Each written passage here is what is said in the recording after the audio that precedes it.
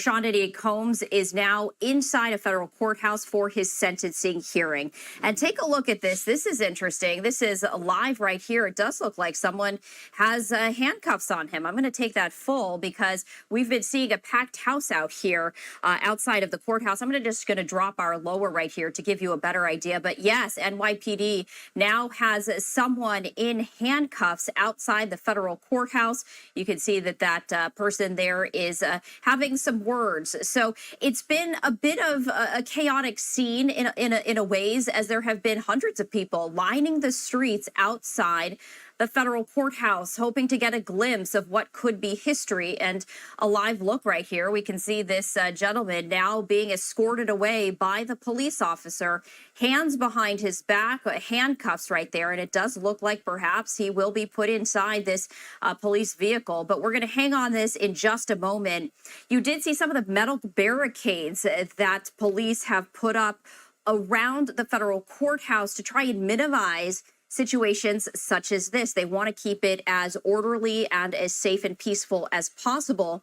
But because of the large crowds, and you can just get a glimpse perhaps of just some of those folks, and a lot of these people have their cameras rolling right here. So a lot of people taking this person's video, as you can see that he is now in handcuffs. Now, we've actually been seeing him outside the courthouse all morning long, and he's been speaking a lot with different people and with officers. But now it does look like he has his hands behind his back with some handcuffs right here, and police are now patting him down. So a look on the left-hand side of your screen of the federal courthouse where Sean Diddy Combs is in. We also see a podium set up there because perhaps there will be reaction after that sentencing is read by the judge. On the right-hand side of your screen, that is what has been happening. A lot of people gathering outside, hoping to get a glimpse of Sean Diddy Combs' family, some of whom are inside the court at this hour, and then, of course, some of this. So we did want to share that with you, and we also have an update from TMZ. This is an interesting development right here. TMZ reporting that prosecutors are claiming Diddy booked speaking engagements for next week in Miami.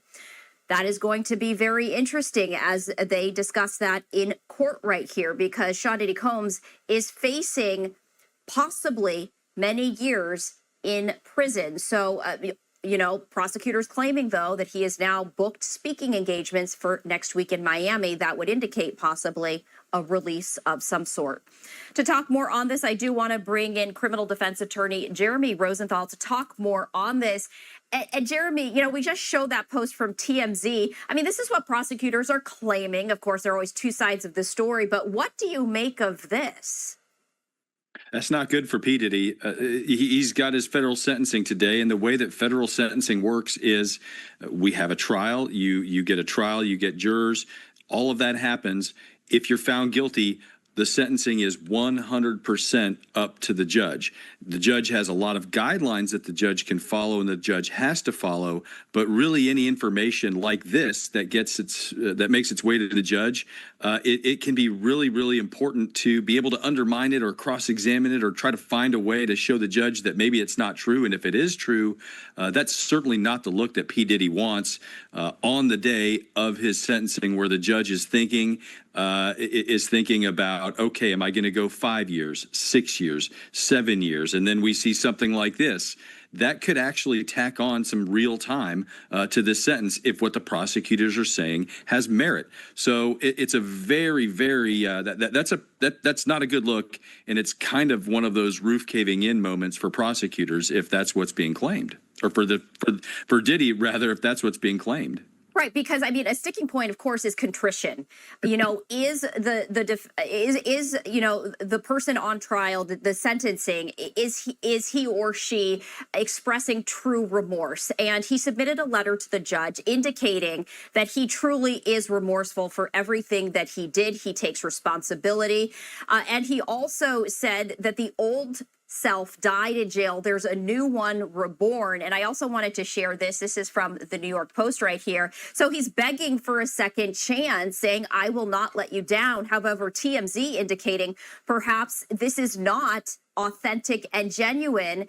That is, a real concern, I have to imagine. Absolutely, it is. And a lot of what we do as criminal defense lawyers is we have to make our client and turn our client from a two-dimensional or a one-dimensional caricature into a three-dimensional human being, and not only being able to tell the story to a judge of redemption, of transformation. You've got to really show the judge, here is who I am. You've heard about the worst 20 things of my life that I've done, and in some instances with P. Diddy, maybe more. You've heard about some of my shortcomings. You've heard about some of my flaws. Let me tell you about who I really am. Why don't you hear, Judge, from all of these character witnesses from people who I've helped, and not only just that I'm a helpful person, stories that talk about how I have engaged with different folks, how I have helped people, how I've employed people, how I've helped people come out of poverty, how I've helped other people reach their goals. And since being in jail, here's how I've done even more to do that. And here's how jail has transformed me. Because I'm sorry and I'm a different person, on their faces, that's a really thin argument. So you really have to give context. You have to give life. You have to give a third dimension to some of those character traits. That's P. Diddy's challenge. That's his lawyer's challenge. Experience tells me a letter to the judge written at the 11th hour normally doesn't do that. And we'll see if that carries any weight. But again, this is exclusively up to this judge how much time he's going to give Diddy. And so everybody is cramming as much information as they can to this judge for this sentencing today. And the judge, for all we know, has already had judges have already made up their mind potentially. So we don't know that either. But I think we're obviously going to find out very quickly here. I also want to ask you this because we were expecting to hear from Mia. You know, she was the only victim, alleged victim that, you know, was scheduled to take to the stand. She then, you know, said, I'm not going to do it. The prosecutor said, hey, look, the letter that the lawyers on behalf of Diddy submitted to the judge saying that she was a liar was essentially, it was tantamount to bullying. And so she didn't feel comfortable. You know, what do you make of that? And how does the judge weigh that? It's really very difficult at this phase because you have to understand, again, federal sentencing is kind of in some ways the Wild West. The way that federal sentencing works is that the defendant meets with the federal probation department. They prepare what is called a federal sentencing memorandum, and what they do is the federal sentencing guidelines are sort of where the judge is allowed to decide what this sentence ought to be. And I believe in this instance, the federal probation department has recommended a prison sentence between 5 and 7 years, which is almost certainly where this will land. But to bring it back to Mia and to bring it back to that, one of the central problems that you have with federal sentencing is that you've got a lot of this new information that's coming out of nowhere.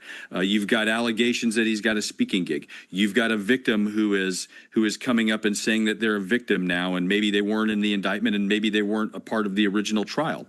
These triggers, in some instances, our Sixth Amendment constitutional right to confront these things in a meaningful way. We wouldn't think that it would be fair that if we're standing in front of the principal and then 14 people parade in and tell the principal how terrible I am, and we can't even make our case about that. So it is sort of a delicate balancing act. And yes, you have a lot of this information pouring in at the judge at the last minute. And so you would think also, because the judge knows that you're really not equipped necessarily to address some of these surprise things, judge probably takes it with a grain of salt. And again, there's a good chance that this judge decided during the trial how much time he would give P. Diddy. So again, because the recommendation was between 5 and 7 years, I would be really, really surprised if we saw something well above or well below that. Even though I know prosecutors are asking for 11, P. Diddy himself is asking for time served. That would be 14 months. Probably it's going to be somewhere in that 5 to 7 years.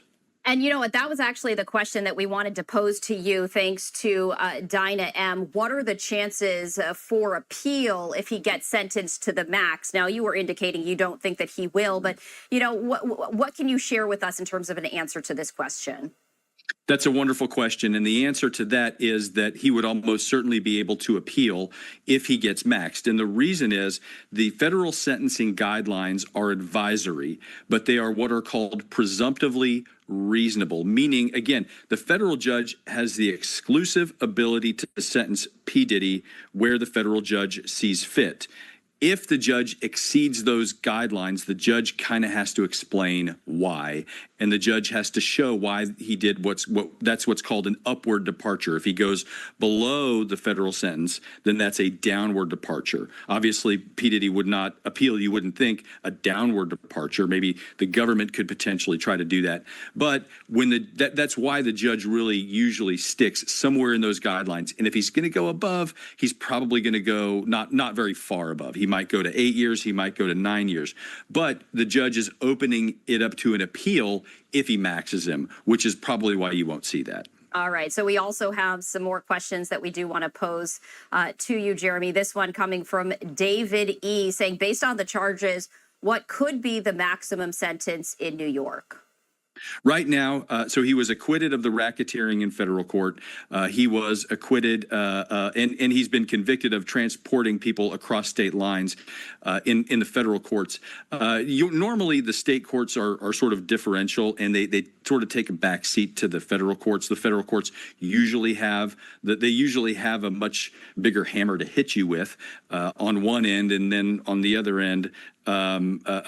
Obviously, they're sort of a rung above, right? We see this in Luigi Mangione's case, and I think we see that here. So it depends on if New York wants to prosecute P. Diddy after this. It's going to depend perhaps on this sentence.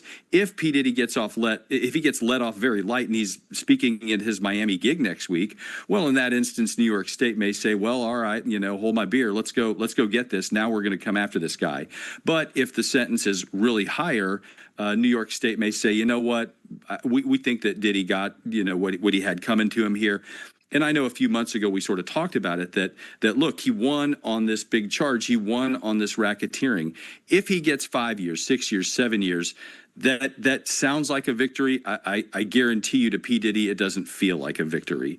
So we'll see what happens with this sentence. But yes, it depends on how badly he gets hurt here. All right. So I do think that we have some more right here. Jeremy J. says, what factors beyond his conviction for 2 counts of transportation to engage in prostitution is the judge able to consider when determining the length of Diddy's sentence? Another fabulous question.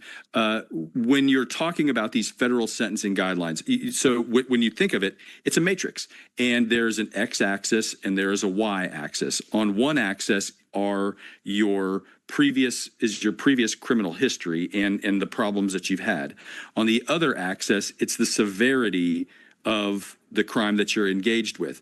You can actually get points added, or you can get points detracted for certain types of behaviors. For instance, if you are an organizer or you are in the center of some type of a conspiracy, which I think the judge can certainly say that he is, you're going to get points added up there. And those points are going to equate, again, to that grid, and that's going to dictate how many months that he spends in jail.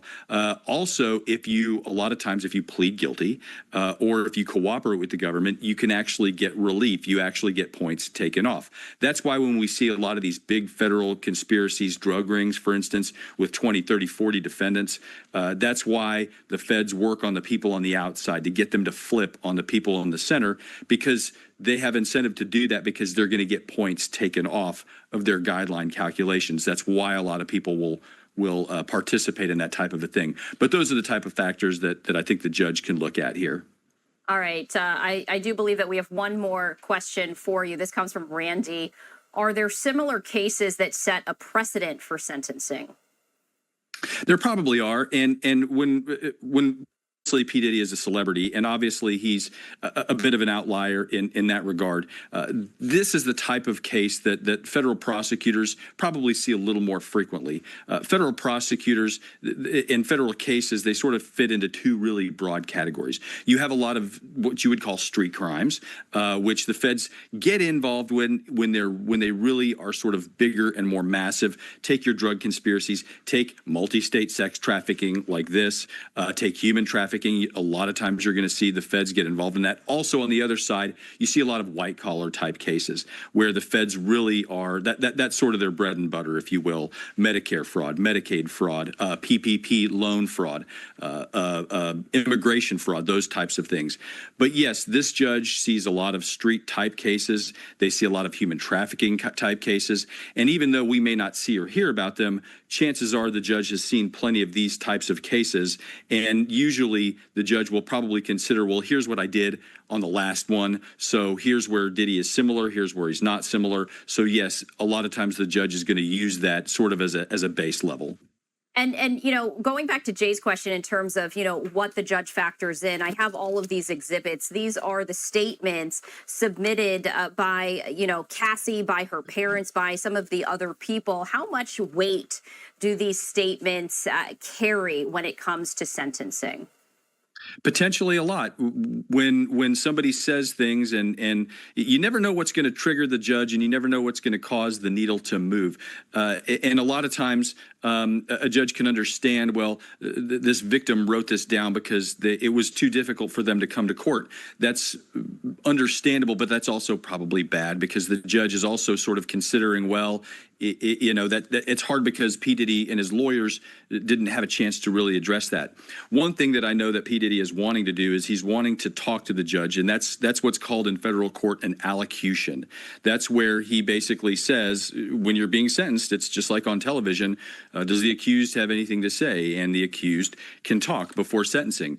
And that, for a criminal defense lawyer, that's where we really sort of, that's where we're kind of doing this with our fingers, and we're really sort of kind of watching through our fingers and really sort of praying that our client doesn't do anything to upset the apple cart, because certainly we put a lot of resources in showing the judge the three-dimensional nature, the changes, the positive impact that the clients had, what they're going to do differently now, and why that should be believed. And then a lot of times the client will and the defendant will go up there and sort of ruin it all and say the wrong thing. And more often than not, an accused person's going to hurt themselves when they allocute.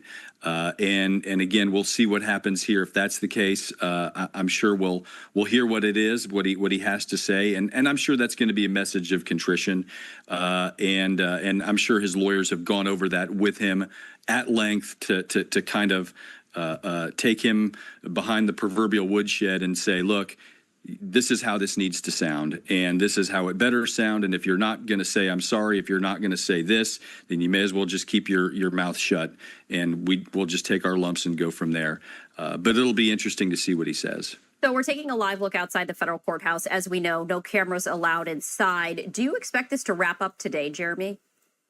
Absolutely, and I think it'll wrap up really any time. There's only so much evidence that the judge is going to hear, and there's only so much analysis that you can have. There's no jury in the box like there was for his trial. Juries are what really cause these types of things to take a long time, because there's a lot of formality, and what happens in front of a jury is very manicured, and it's very it's very particularized. Jurors have to have lunch, they have to have bathroom breaks, they have to do a lot of these things. Not that the rest of us don't.